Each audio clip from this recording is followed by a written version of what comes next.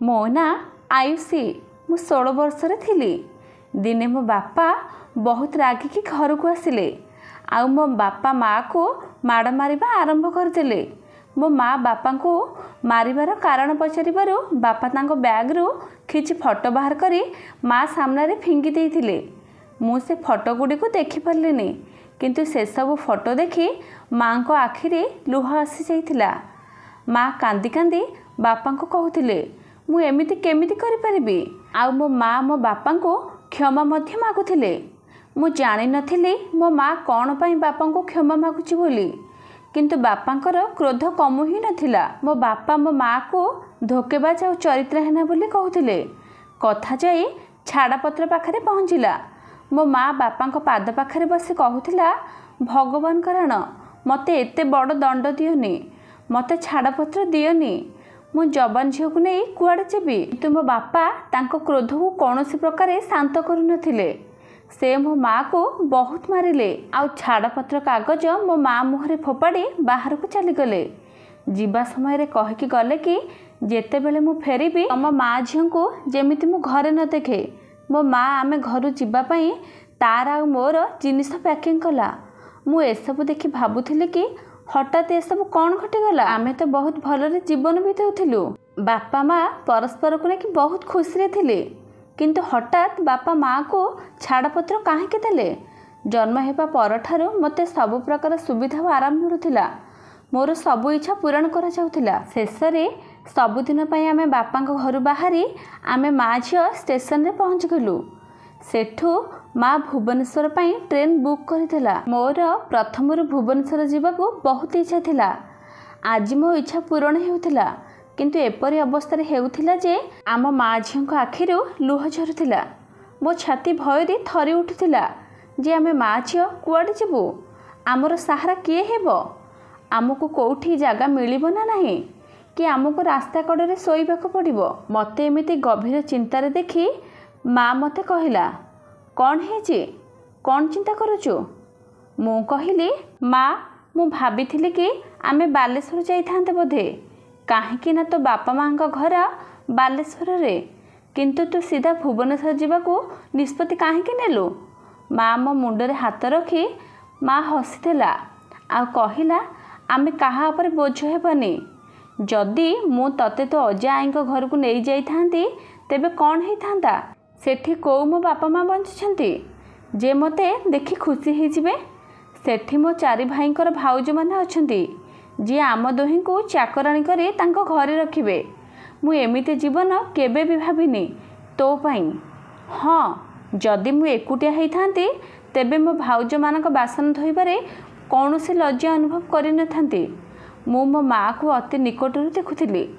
मो माँ केते महान तथापि बापा तांको काहेकि छाड़पत्र देले। मु भाबिबाकू लागिली जे बापा बहुत बड़ भूल करिसेंती। आम माँ झियो दुहींक सह एमिति करिबार नथिला। अंततः बापा मो विषय चिंता करबा उचित थिला। किछि घंटा पर आमे भुवनेश्वर रे पहुँच गलु। माँ मो हाथ धरिथिला। मु माँ को पचारली माँ आमे कुआडे जीवा। सेतेबेले माँ मते किछि कहिलानी आउ ऑटो को हाथ देखई रोकिदेला। जना नाही आमे कुआडे जाउथिलु। माँ ऑटोवाला को कौ गोटे ठिकना कही बुझेइदेला। आश्चर्य हे माँ आड़ को चाहिली जे एठाकार ठिकना किपरि जानिला। आमे एक निर्जन एरिया को आसिलु। माँ ऑटोवाला को पैसा देई मो हाथ धरी गोटे घर आड़ को चलिकी गला। घरटी बहुत बड़ देखा जाउथिला। घर कबाट पाखरे जने 40 रु 45 वर्षीय व्यक्ति बसिथिले। माँ को देखी से हसिले आउ कहिले आमे बहुत खुशी जे तमे आमको तमर सेवा करिबार सुजोग देइछ कही माँ हाथ को चाबी बढ़ाइदेला। माँ हसी देई चाबी तांका हाथ नेला आउ माँ कहिला वर्तमान आमे तो आपणक सहर को आसीगलु एबे आपणक सहित सबु बेले देखा साक्षात हेबो। एसबु कथा मु बहुत भल भाबे बुझी पारुथिली। लोकटी जीवा पूर्वरु कहिला मु तम मानक पई किछि खाइबा पीबार व्यवस्था करूची। माँ मुंड हलाई हाँ मारिला। तापरे आमे कबाट खोली घर भितर को पसिलु। ए घर मो बापा घर ठारू बहुत सुंदर थिला। एठारे आसवाबपत्र और साजसजा देखी मु आश्चर्य होइथिली। मो माँ को पचारिली माँ ए काहा घर आ ए लोक जनक किए? माँ कहला तू केवल एतिकी जाने कि ए घर आमर। पाखापाखि अधघंटा पर लोक जनक अत्यंत स्वादिष्ट खाद्य नहीं आसिले। माँ कबाट पाखरु खाद्य धरी से व्यक्ति को फेराई देथिला। मते बहुत भोक लगुथिला। सेथिपाई माँ जेमिति खाइबा प्लेट रे बाढ़िला मु सांगे सांगे खाइबा को बसी पड़िली। खाइबा बहुत टेस्टी हिथिला। तापरे माँ मो मुंड उपरे हाथ रखी कहला मु तोर केबे भी किछि अभाव हेबाको देबिनी। तापरे मो माँ को चाहिली। माँ एते शांत थिला जेमिति किछि हेइनी। सेई समय माँ कहले आयुषी किछि दिन आमको बहुत बुद्धिमतार सह काम करबाको पड़िबो। जना नाही आगको आम सहित कौन हेबो। हेई पारे आगको आसुथिबा समय आम पाई भल हेई पारे किंबा कष्टकर हेई पारे। एक कथा भी आमे जानिने आगको आमको दुईपट रुटी खाइबाको मिलिबो कि न मिलिबो। किंतु हाँ मु यथासंभव चेष्टा करिबी एमिति समय आम जीवन रे न आसबा पाई। चाहे एथिपाई मते जेते भी परिश्रम करबाको पड़ना काहेकि मु करिबी। मु मने मने भाबिली आगको किछि खाइबाको मिलु कि न मिलु किंतु एठी तो पाद देबा मात्रे ही रहिबा और खाइबार व्यवस्था हो गला। ताहेले माँ एसबु कहीं कहूची कौन माँ एसबु जानी शुणी कहूचे। एई कथा चिंता करी मते बहुत व्यस्त लगुथिला।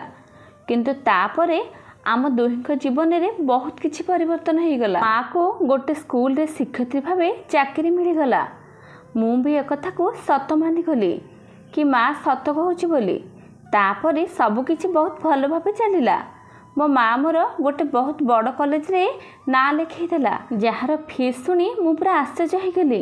कारण जड़े साधारण झील जार माँ गोटे स्कूल रे शिक्षयित्री भाव काम करे सेथिपाई मु मो माँ को कहली जे मु एते बड़ कॉलेज को जीविनी तू मोर गोटे छोट मोट कॉलेज रे एडमिशन कराई दे। किंतु माँ मते बुझेइकी कहला जे मु तते एक बड़ कॉलेज रे पढ़ेबी आ तते एते सक्षम करबी जे तू निजे गोड़े निजे ठिया ही पारिबो। काली तते जेमिति केही कहि परिबेनी जे मो घर बाहर जा बोली काहेकि ना तू सेते बेलको सक्षम ही सारिथिबु आ तो निज दायित्व तू निजे नहीं पारिबो। एमिति नुहे जे तू काहारी पर बोझ हेबु। माँ कथा शुणी मु मुंड हलैली। मोर जेहेतु भल कॉलेज रे एडमिशन हेइथिला सेथिपाई मु बड़ लोक घर झियो परी भल भल आ दामी दामी ड्रेस पिंधि कॉलेज जीवा आरंभ करदेली। आउ जीवन रे केवल भल ही भल चलीथिला। सबु किछि भल थिला। किंतु कुहा जाए ना बात्या केतेबेले कोउ समय आसीबो एकथा केही भी कहि परिबेनी। दिन गोटे रे मु घर को चली आसिली। किंतु जेतेबेले मु घर को फेरिली घर कबाट बंद थिला। सौभाग्यवशतः मो पाखरे आउ गोटे चाबी थिला। कबाट खोली भितर को गली। भोकरे मो अवस्था खराब हो जाइथिला। फ्रिज रे किछि खाद्य थिला किंतु किछि खाइबा को मन ही होनथिला। मोर मो माँ पाई बहुत चिंता हेउथिला। दिनटी सेमिति सेमिति बीती गला। एबे राति आसी 9टा हेलानी किंतु माँ ए पर्यंत फेरिनी। मते माँ पाई बहुत टेंशन लगुथिला। जेमिति राति 11टा हेला घर कबाट खोलिबार शब्द सुनिबा को मिलिला। मु दौड़ी की कबाट पाखक आसिली। माँ बहुत खुशी देखा जाउथिला। मु आज पुणी थरे मो माँ पछरे सेई लोक को देखिली जी आमको एही घर चाबी देइथिले। से कबाटरू ही फेरी जाइथिले। माँ हसी हसी घर भितर को आसिला किंतु मु रागरे पूरा भांगी पड़ीथिली। मु कहली माँ तू कोउठी थिलु मो कथा टिके भाब। मु केते बेलु तते अपेक्षा करिछि। मु तो पूरा पागल ही गलानी। सेई समय रे माँ कहिला आयुषी तू एमिति कांदी कांदी ए खुशीर समय को नष्ट करी देनी। मु एते लेट रे घर को आसिली कारण मते गोटे बहुत बड़ होटेल मैनेजर भाव चाकरी मिल जाइए। एबे आमर दिन गुड़िक आहरी भल हो मोर दरमा बहुत बढ़ीज आउ मो दुनियार सबू तो पाद तले ढाड़ीदेवी। मार कथा शुणी मु कहली माँ तू प्रथम ही किछि अभाव जानवाक देनु। मु एबे आउ किछि चाहिनी। मते तो केवल स्नेह आदर और भल पाइबा दरकार बस। माँ बहुत खुशी लगुथिला किंतु मु आदौ खुशी नथिली कारण माँ मते कहिथिला कि एथर से सबुदिन डेरी रात घर को फेरियो बोली। आउ हाँ एक कथा भी कहला कि दिन गोटे स्कूल छुट्टी हो किंतु राति 8टा पर्यंत होटेल ड्यूटी रे रहिबो। सेथिपाई से मो पाई गोटे काम वाला व्यवस्था मध्य कर देइछि। मु एक कथा को नहीं बहुत दुखी हो जाइथिली। ଆଉ ମୁଁ ମୋ ମା ସହ ଝଗଡ଼ା ମଧ୍ୟ ଆରମ୍ଭ କରିଦେଇଥିଲି କି ପ୍ରଥମେ ତ ମୋ ବାପାଙ୍କୁ ମୋ ଠାରୁ ଛଡ଼େଇ ନିଆଯାଇଥିଲା, ଆଉ ଏବେ ମୋ ମା ମଧ୍ୟ ମୋ ଠାରୁ ଦୂରେଇ ଯିବ। ମୁଁ ସାରା ଜୀବନ ଜଣେ ଚାକରାଣୀ ସହ କେମିତି କାଟିବି? ମୁଁ ଦେଖେ ତ ପ୍ରଥମ ଥର ପାଇଁ ମା ବହୁତ ଦୁଃଖୀ ହେଇଯାଇଥିଲା। ମା କହିଲା, ମୁଁ ତୋ ଠାରୁ ତୋ ବାପାଙ୍କଠୁ ଛଡ଼େଇନି। କ'ଣ ମୁଁ ଚାହିଁନି କି ତୁ ତୋ ବାପାଙ୍କ ସହ ରହ ବୋଲି? ତୋ ବାପା ମୋ ଉପରେ ଯେଉଁ ଦୋଷ ଲଦି ଦେଇଛନ୍ତି ତୁ କ'ଣ ତାକୁ ସତ ବୋଲି ବିଶ୍ୱାସ କରୁଛୁ? ମୁଁ ମୁଣ୍ଡ ହଲେଇକି ମନା କଲି, କହିଲି କି ମୁଁ ତୋତେ କେବେ ବି ସନ୍ଦେହ କରିପାରିବିନି। ମୁଁ ତ କେବଳ ଚାକିରିକୁ ନେଇ ଚିନ୍ତିତ। ତାପରେ ମା ଚୁପଚାପ ତା ରୁମ୍କୁ ଚାଲିଗଲା। ମୋର ଅତୀତର ସବୁ କଥା ମନେ ପଡ଼ିଗଲା। ମୋର ଆଜି ବି ସେଦିନ ମନେ ଅଛି, ଯେଉଁଦିନ କି ବାପା ମୋ ମାଆକୁ ଛାଡ଼ପତ୍ର ଦେଇଥିଲେ ଆଉ ମୋ ମାଆକୁ କହିଥିଲେ କି ତୁ ଗୋଟେ ଧୋକେବାଜ ଚରିତ୍ରହୀନ ସ୍ତ୍ରୀ ଲୋକ। କିନ୍ତୁ ମୁଁ ବୁଝିପାରୁନଥିଲି କି ସେ ଫଟୋ କାହାର ଥିଲା ଯେ ମା ସେଇ ସମୟରେ ହିଁ ନିଆଁ ଲଗାଇ ଜଳାଇ ଦେଇଥିଲା। ଆଉ ଯେବେଠାରୁ ଆମେ ଭୁବନେଶ୍ୱର ଆସିଛୁ ସେବେଠାରୁ ମାଆର ରଙ୍ଗଢଙ୍ଗ ଯେମିତି ସବୁକିଛି ବଦଳି ଯାଇଛି। ମା ତ ଏଠି କାହାକୁ ବି ଜାଣିନଥିଲା। ତାହେଲେ ଇଏ କିଏ ଯିଏ ଆମ ପାଇଁ ଏତେ ସବୁକିଛି କରୁଛି? କିଏ ଲୋକ ଯାହାକୁ ମୁଁ ମା ସହ ବାରମ୍ବାର ଦେଖୁଛି? ଏବେ ମୁଁ ଯବାନ ହେଇଗଲାଣି, ସେଥିପାଇଁ ମୋର ଚିନ୍ତାଧାରା ବଦଳିବାରେ ଲାଗିଲାଣି। ମୋ ହୃଦୟକୁ ଏମିତି କିଛି ଚିନ୍ତାଧାରା ଆସୁଥିଲା ଯାହା ମୋ ଆତ୍ମାକୁ ପୁରା ଥରେଇ ଦେଉଥିଲା। ମୁଁ ଭୁବନେଶ୍ୱର ଆସିବାର 2 ବର୍ଷ ହେଇଗଲାଣି। ଏବେ ବହୁତ କିଛି ମୋ ଲାଇଫରେ ଚେଞ୍ଜ ମଧ୍ୟ ହେଇଗଲାଣି। ମୋତେ ଏବେ 18 ବର୍ଷ ହେଇଗଲାଣି। ଏବେ ମା ପୂର୍ବ ଅପେକ୍ଷା ଆହୁରି ବ୍ୟସ୍ତ ରହୁଛି। ମୋର +2 ପରୀକ୍ଷା ବି ମୋ ମୁଣ୍ଡ ଉପରେ। ନିଶ୍ୱାସ ନେବା ପାଇଁ ମୋ ପାଖରେ ସମୟ ଅଭାବ ଥିଲା। ମୁଁ ମୋ ମା ସହିତ କଥା ବି ହେଇପାରୁନଥିଲି। କିଛି ଦିନ ପରେ ମୋ ପରୀକ୍ଷା ସରିଲା। ଦିନେ ଯେତେବେଳେ ମା କାମରୁ ଫେରିଲା ସେ ବହୁତ ଥକି ଯାଇଥିଲା। ମୁଁ ଡ୍ରଇଂ ରୁମ୍ରେ ବସି ଟିଭି ଦେଖୁଥିଲି। ମା ମୋ ପାଖରେ ଆସି ବସିଲା ଆଉ ମୋ ହାତ ଧରି କହିଲା, ଆୟୁଷୀ, ତୁ ଜାଣିଛୁ ଅନ୍ୟ ଦେଶରେ ପିଲାମାନେ ପରୀକ୍ଷା ଦେଇ ସାରିବା ପରେ ସମୟ ଅତିବାହିତ କରିବା ପାଇଁ ଛୋଟ ଛୋଟ କାମ କରିବା ଆରମ୍ଭ କରିଦିଅନ୍ତି। ଆଉ ଏହି ଉପାୟରେ ସେମାନଙ୍କ ପାଖରେ ଚାକିରି କରିବାର ଅଭିଜ୍ଞତା ମଧ୍ୟ ରହିଛି। ଯଦି ତତେ ଏ ଆଇଡ଼ିଆ ଭଲ ଲାଗିଥାଏ ତେବେ ମୋତେ କହ, ମୁଁ ତୋ ପାଇଁ ହୋଟେଲରେ ଗୋଟେ ଚାକିରି ଯୋଗାଡ଼ କରିଦେବି। ମୋର ବି ମା ସହିତ ହୋଟେଲରେ ଚାକିରି କରିବାର ବହୁତ ସଉକ ଥିଲା। ସେଥିପାଇଁ ମୁଁ ହଁ ମାରି ମୁଣ୍ଡ ହଲେଇଲି ଆଉ କହିଲି, ମା, ଇଏ ତ ବହୁତ ଭଲ କଥା। ମା ମୋ କଥା ଶୁଣି ମୋ ଉପରେ ବହୁତ ଖୁସି ହେଇଗଲା। ଆଉ ତା ପରଦିନ ମା ହୋଟେଲକୁ ଯାଇ ମୋ ଚାକିରି ବିଷୟରେ କଥା ହେଇ ଆସିଲା। ଆଉ ମୁଁ ମୋ ମା ସହ ହୋଟେଲକୁ ଯିବା ଆରମ୍ଭ କରିଥିଲି। ମୋ ମା ଏଇ ହୋଟେଲରେ ମ୍ୟାନେଜର ଅଛି, ସେଥିପାଇଁ ସମସ୍ତେ ତାକୁ ବହୁତ ସମ୍ମାନ ଦେଉଥିଲେ। କିନ୍ତୁ ମୋର କୌଣସି ଅଭିଜ୍ଞତା ନଥିଲା, ସେଥିପାଇଁ ମୁଁ ୱେଟର ଭାବରେ ଚାକିରି ପାଇଲି। ମୁଁ ବହୁତ କଠିନ ଏବଂ ସଚ୍ଚୋଟ ଭାବରେ କାମ କରୁଥିଲି। ଜୀବନର ଗୋଟେ ନୂଆ ମାର୍ଗ ମୋ ସାମ୍ନାରେ ଖୋଲିଥିଲା। ଏଠାରେ କାମ କରୁଥିବା ଅନେକ ଝିଅ ଘରର ପରିସ୍ଥିତି ପାଇଁ କାମ କରିବାକୁ ବାଧ୍ୟ ହେଉଥିଲେ, କାହିଁକି ନା ନିଜର ଘର ଖର୍ଚ୍ଚ ଚଳାଇବାରେ ସମସ୍ତ ଦାୟିତ୍ୱ ସେମାନେ ନେଇଥିଲେ। ମୋର ଅନେକ ଝିଅମାନଙ୍କ ସହ ବନ୍ଧୁତା ହେଇଯାଇଥିଲା। ଆମେ ସମସ୍ତେ ଏକାଠି ମିଶିକି ଲଞ୍ଚ କରୁଥିଲୁ। ମୋ ମା ମଧ୍ୟ ମୋ କାମରେ ବହୁତ ଖୁସି ଥିଲା। ସେ କହୁଥିଲା କି, ଝିଅ, ମୁଁ ତତେ ନେଇ ବହୁତ ଗର୍ବ ଅନୁଭବ କରୁଛି, କାହିଁକି ନା ତୁ ସମସ୍ତଙ୍କ ସହ ମିଶିକି ଚଳୁଛୁ। ତୋର ସମସ୍ତଙ୍କ ସହିତ ଏମିତି ବ୍ୟବହାର ମୋତେ ବହୁତ ଖୁସି ଦେଉଛି। ଏବେ ବି କାହାକୁ ଆଟିଟ୍ୟୁଡ଼ ଦେଖାଉନୁ ଯେ ତୁ ମ୍ୟାନେଜରଙ୍କ ଝିଅ ବୋଲି। ମାଆର ଏମିତି କଥା ଶୁଣି ମୁଁ ହସି ଦେଉଥିଲି। ଦିନେ ହଠାତ୍ ମୋ ମା ମୋ ପାଖକୁ ଆସି କହିଲା, ଆୟୁଷୀ, ଆଜି ସଫେଇବାଲା ଆସିନି। ଆମକୁ ତୁରନ୍ତ 12 ନମ୍ବର ରୁମ୍ ସଫା କରିବାକୁ ପଡ଼ିବ। କ'ଣ ତୁ ସେ ରୁମ୍ ସଫା କରିଦେବୁ? କାହିଁକି ନା ମୁଁ ଅନ୍ୟ କାହାକୁ କହିବାକୁ ଚାହୁଁନି, କାରଣ ସେ ରୁମ୍ ବହୁତ ସ୍ପେଶାଲ। ମୁଁ କହିଲି, ଠିକ୍ ଅଛି ମା, ତୁ ଟେନସନ୍ ନେନି, ମୁଁ ସଫା କରିଦେବି। ଯେତେବେଳେ ମୁଁ ସେ ରୁମ୍କୁ ଯିବାକୁ ବାହାରିଲି ମୋ ମା ମୋ ହାତ ଧରି ପକାଇଲା ଆଉ କହିଲା, ଝିଅ, ତୁ ଏ ବିଷୟରେ କାହାରିକୁ କିଛି ବି ଜଣେଇବୁନି। ତୁ ଏ ରୁମ୍ ସଫା କରିଛୁ ବୋଲି। କାହିଁକି ନା ଏ ରୁମ୍ ଯେଉଁ ଝିଅ ସଫା କରେ ତା ମାଆଙ୍କ ଦେହ ବହୁତ ଖରାପ ହେଇଗଲା, ସେଥିପାଇଁ ସେ ଘରକୁ ଚାଲିଗଲା। ଆଉ ଏ ରୁମ୍ର ଯିଏ ମାଲିକ ତାକୁ ଆଉ କାହାର ସଫାଇ ପସନ୍ଦ ନୁହେଁ। ଆଉ ଯଦି ସେ ଜାଣିବାକୁ ପାଇବେ ଯେ ତାଙ୍କ ରୁମ୍ ଅନ୍ୟ କେଉଁ ଝିଅ ସଫା କରିଛି ବୋଲି ତେବେ ସେ ହଙ୍ଗାମା କରିବେ। ହୋଟେଲର ମାଲିକ କେବେ ବି ଚାହିଁବେନି କି ତାଙ୍କ ଗ୍ରାହକମାନେ ତାଙ୍କ ପାଖରେ କିଛି ବି କମ୍ପ୍ଲେନ୍ କରନ୍ତୁ ବୋଲି। ମୋତେ ମାଆର ଏମିତି କଥା ବହୁତ ଆଶ୍ଚର୍ଯ୍ୟ ଲାଗୁଥିଲା।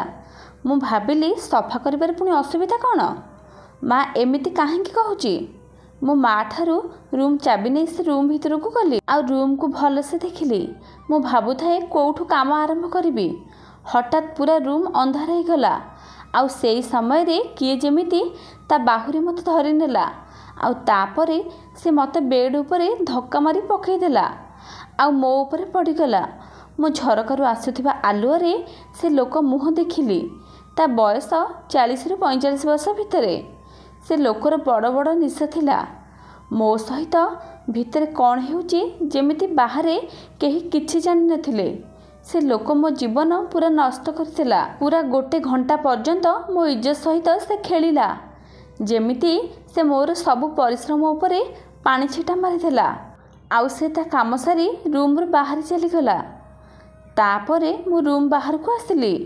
ମୋର ପୁରା ଶରୀର ଥରୁଥିଲା।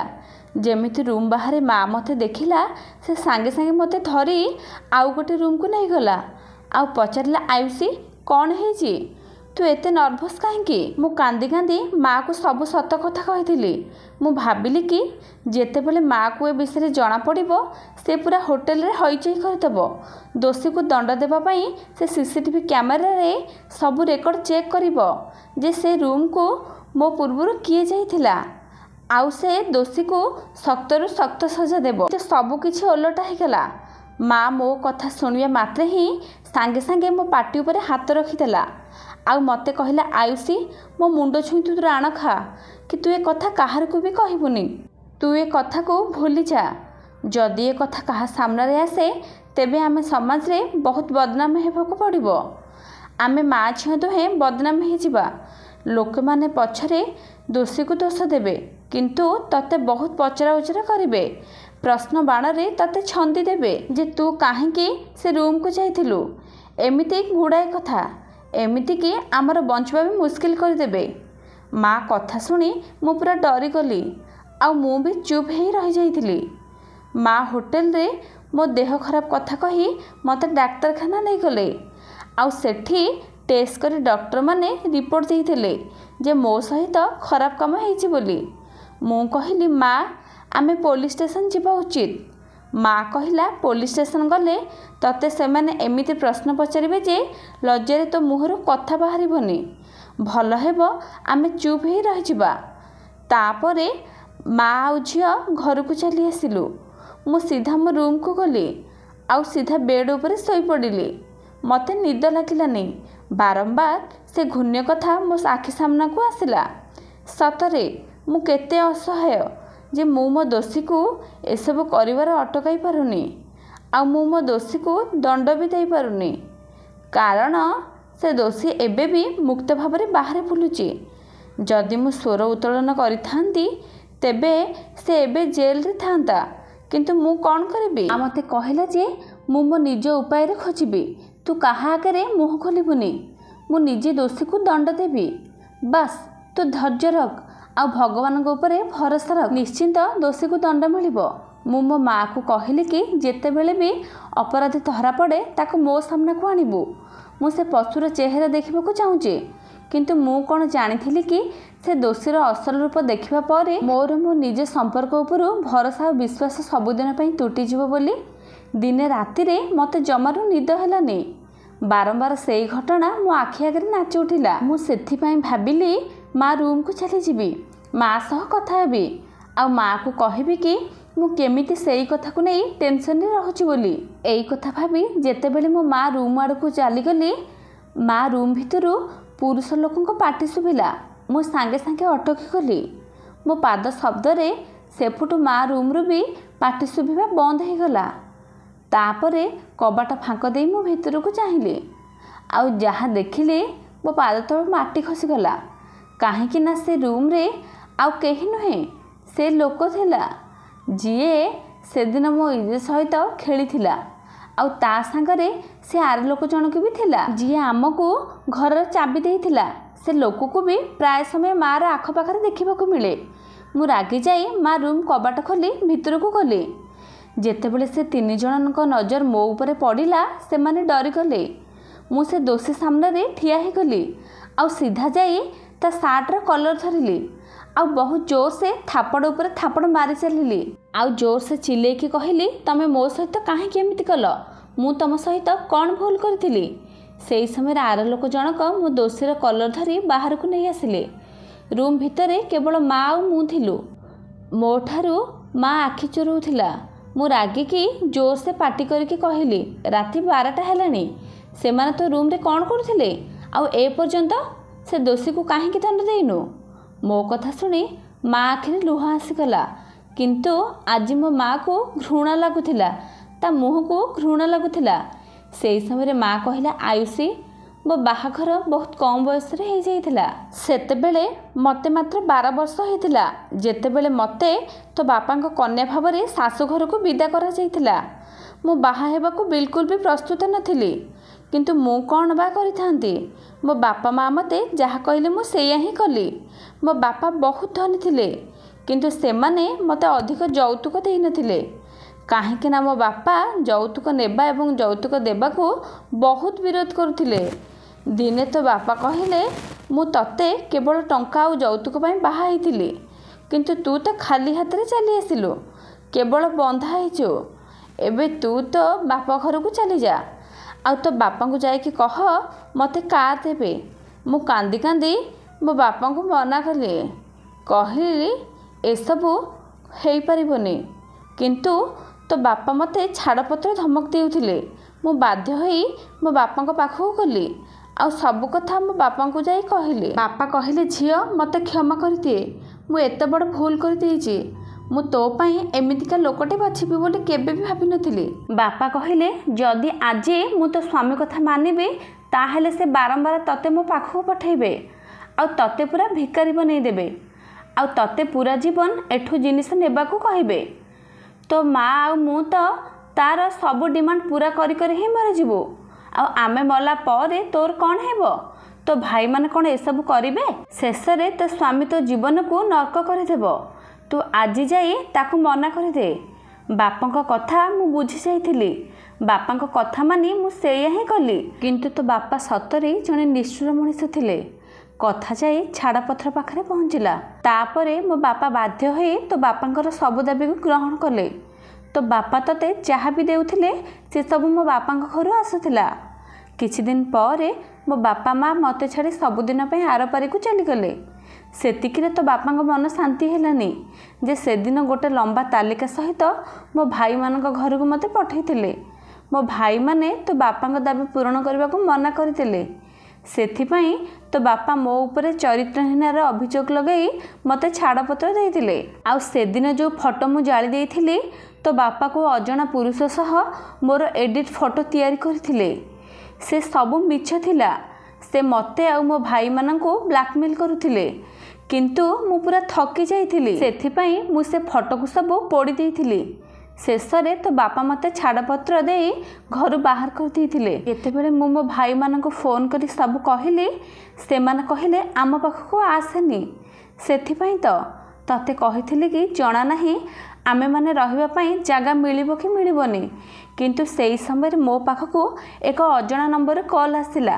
ଜଣାପଡ଼ିଲା ସେ ଆମ ଘରର ବହୁତ ପୁରୁଣା ଚାକରର ଫୋନ୍ ବୋଲି। ସେ ମୋତେ କହିଥିଲେ ଯେ ମୋ ବାପା ମରିବା ପୂର୍ବରୁ ମୋ ନାଁରେ ଭୁବନେଶ୍ୱରଠାରେ ଥିବା ଘର କରିଦେଇଥିଲେ। ତା ସହିତ ଭୁବନେଶ୍ୱରରେ ଥିବା 2ଟି ହୋଟେଲ ବି ମୋ ନାଁରେ କରିଦେଇଥିଲେ। ମୋ ବାପା ଭାଇମାନଙ୍କ ଠାରୁ ଲୁଚେଇକି ଏ କାମ କରିଥିଲେ। ଆଉ ଆମ ଘରର ଜଣେ ପୁରୁଣା ଚାକରକୁ ପେପର ଦେଇଥିଲେ। ଆଉ କହିଥିଲେ କି ଭବିଷ୍ୟତରେ ମୋ ଝିଅ ଉପରେ ଯଦି କୌଣସି ବିପଦ ଆସେ, ତେବେ ପେପର ମୋ ଝିଅକୁ ଦେଇଦେବୁ। କାହିଁକି ନା ମୋ ଭାଇ ବହୁତ ନିଷ୍ଠୁର ଥିଲେ। ମୋ ବାପାଙ୍କର ସେଇ ପୁରୁଣା ଚାକରଙ୍କ ଠାରୁ ଘରର ଚାବି ନେଲି। ଆଉ ହୋଟେଲରୁ ଯାହା ବି ଇନକମ୍ ହେଉଥିଲା ମୋତେ ସେ ଦେଇ ଦେଉଥିଲେ। ହୋଟେଲର ଭଡ଼ା ଟଙ୍କାରେ ମୁଁ ତତେ ଭଲ କଲେଜରେ ପଢ଼ାଉଥିଲି। ଯେତେବେଳେ ତୋ ସହିତ ଏ ଘଟଣା ଘଟିଥିଲା, ମୁଁ ତ ପୁରା ଡରି ଯାଇଥିଲି। ମୁଁ ବାଧ୍ୟ ହୋଇ ତତେ ଚୁପ୍ ରହିବାକୁ କହିଥିଲି, କାରଣ ସେ ରୁମ୍ର ଚାବି କେବଳ ମୋ ପାଖରେ ହିଁ ଥିଲା। ତେବେ ସେ ରୁମ୍କୁ କିଏ କେମିତି ଯାଇପାରିବ? ତାପରେ ମୁଁ ମୋ ବାପାଙ୍କ ଚାକର ପଙ୍କଜକୁ ଏ ଦାୟିତ୍ୱ ଦେଇଥିଲି। ପଙ୍କଜ ନିଜ ଢଙ୍ଗରେ ଆଜି ସେ ଦୋଷୀକୁ ଖୋଜି ମୋ ସାମ୍ନାକୁ ଆଣିଥିଲେ। ଇଏ ଲୋକକୁ ତୋ ବାପା ପଠାଇଥିଲେ, କାରଣ ସେ ଜାଣିଥିଲେ ଯେ ମୋ ବାପା ମୋ ନାଁରେ ସମ୍ପତ୍ତି କରିଦେଇଛନ୍ତି ବୋଲି। आउ मु बहुत भलरे जीवन बिताऊछि बोली आउ एसबू तो बापा सह्य करि पारु नथिले। से मते बर्बाद करबाकू चाहूथिले सेथिपाई तो से निजे झीर जीवन नष्ट करथिले केवल आउ केवल मते तळुकू पकाइबा पाई। माँ कथा शुणी मु पूरा आश्चर्य हो जाइथिली। माँ मते कहिला जे से दोषी को पुलिस रे हस्तांतर कर देइछि। माँ कथा सतक मिछ जानिबा पाई मु थाना को जाइथिली। माँ कहिथिबा प्रत्येक शब्द सत थिला। से मो बापांग द्वारा पठा जाइथिला। मु विश्वास करि पार नथिली जे जणे मनीष एते तळकू केमिति खसी जाई परिबो। मो दोषी को कानून दंड दिला आ मो बापा को भगवान दंड देले काहेकि ना एबे तांको पैरालिसिस हो जाइछि। से बेड रे सेमिति पड़िछंती। तांकर जत्न नेबाकू केही तांको पाखरे नाहंती। किंतु मते सबुबेले चिंता हुए कि जी मोर रक्षक थिला माने मो बापा से ही मोर शत्रु ही बाहरिले तो मु काहा ऊपर विश्वास करिबी। मो मन कहूथिला कि मु मो बापांग पाखकू जिबी आ पचारिबी कि तमे मो सहित काहेकि एमिति कल। मु तो तम निजे झियो थिली। झियो मानंकु तो बापा माने तांको जीवन ठरो अधिक भल पांती तो तमे मो सहित काहेकि एमिति कल। मु निजको रूम रे बंद रखुथिली। पाठ पढ़ा प्रति मध्य ध्यान देउनथिली। दिने माँ मते बुझेइकी कहिला कि तू से नीच मनीष पई तो जीवन नष्ट करेनी। मु मानुची तो सहित बहुत बड़ अन्याय हेची किंतु तू जदि सेई कथा को धरिकी बसिबू ताहेले तो जीवन रे केमिति आगु को बढ़िबू। मो कथा मान से कथा को भूली जा आ आगु को बढ़। तापरे मो पुणी थरे पढ़ापढ़ी आरंभ करतिली आ भुवनेश्वर रे गोटे नामी दामी वकील ही बाहरिली। झियो मानक प्रति अपराध मामला मो पाखकू आसे। मु कठिन परिश्रम एवं निष्ठार सह लड़ाई करी सेमानकू न्याय दिए आ दोषी मानकू दंड दिए। दिने आम घर को से पुराणा चाकर पंकज तांको पुओ पई मो हाथ मागिबाकू आसिले। मु तांको पुओ प्रताप को सबु सत कहि देइतिली काहेकि ना मु तांको अंधारे रखिबाकू चाहू नथिली। शेष रे प्रताप कहिले तुमर किछि दोष नहीं ता छड़ा से सब पुराणा कथा। तापरे प्रताप सहित मोर बाहाघर हैला। एबे मु मो स्वामी सहित बहुत खुशी रहूछि। मो माँ मध्य आम सहित रहूछि। एबे आम जीवन रे बहुत खुशी रे रहूछु।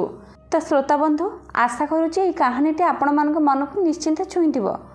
जदि आपण मानक मन को निश्चिंत छुईंची वीडियो को लाइक करंतु। चैनल रे जदि नवा अछंती तो प्लीज मो चैनल को सब्सक्राइब करंतु। रहूछि जय जगन्नाथ।